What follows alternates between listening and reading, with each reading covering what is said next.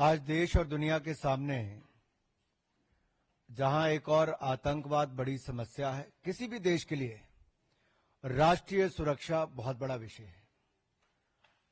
और जहां तक भारतीय जनता पार्टी की बात है, हमने जीरो टॉलरेंस टेररिज्म के खिलाफ कहा भी था और 11 वर्षों का रिकॉर्ड मोदी सरकार का ये कहता भी है। जहां दूसरी ओर नक्सलवाद को भी जड़ से खत्म करने की हम बात कर रहे हैं। हमारे लिए सदा नेशन फर्स्ट रहा है, राष्ट्र प्राथमिकता रही, राष्ट्र प्रथम रहा है। कुछ राजनीतिक दल ऐसे हैं जो लोग इन देश विरोधी ताकतों के साथ हाथ भी मिलाते हैं, राजनीतिक लाभ उठाने के लिए उनका चंदा भी पाते हैं और फिर मौन हो जाते हैं। और ये चुप्पी क्यों है? तब तो वो बड़े बड़ी बातें करते हैं और ये डबल डेटिंग करने वाले माननीय राहुल गांधी जी और अरविंद केजरीवाल जी, ये बाहर से कुछ और अंदर से एक ही नजर आते हैं। आप याद करिए, सर्जिकल स्ट्राइक हो, एयर स्ट्राइक हो, अफजल गुरु की फांसी का मुद्दा हो, ये सब विषयों पर कांग्रेस और आम आदमी पार्टी इकट्ठी नजर आई। राहुल गांधी जी, अरविंद केजरीवाल जी इकट्ठे नजर आए। आई तो आम आदमी पार्टी कांग्रेस के घोटालों की बात करके थी, लेकिन आज उनकी छाप जो एएपी है ना, वो ए अराजकता के लिए भी जाना जाता है, अलगाववाद के लिए भी जाना जाता है, आतंकवाद के लिए भी जाना जाता है, अफवाहें फैलाने के लिए भी जाना जाता है, अपराधियों को शरण देने के लिए भी जाना जाता है।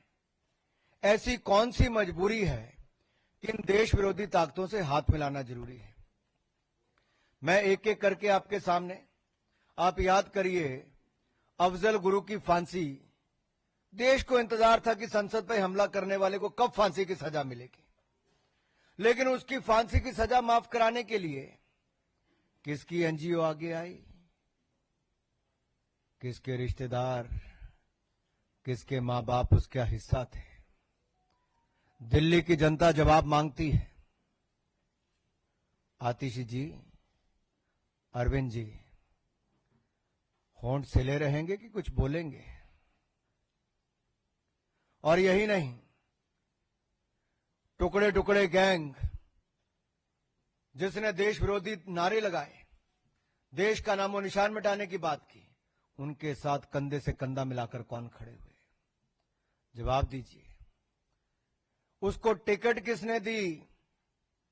जो मुखिया थे टुकड़े टुकड़े गैंग के, डबल डेटिंग करने वाले राहुल गांधी जी और अरविंद केजरीवाल जी ने दी।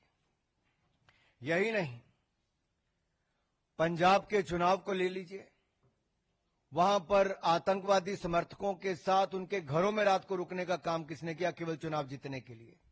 अरविंद केजरीवाल जी, जवाब देना होगा। हमने तो देश में बम धमाकों की रोक लगा दी, लेकिन दिल्ली में कुछ लोग हैं जो बम धमाकों की अफवाहें फैलाकर मां बाप को रुलाते हैं, मां बाप घबराते हैं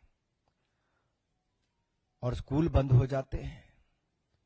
नई पाठशालाएं तो नहीं खुली, लेकिन पाठशालाओं को बंद कराने के लिए बम धमाकों की तार किससे जुड़े हैं?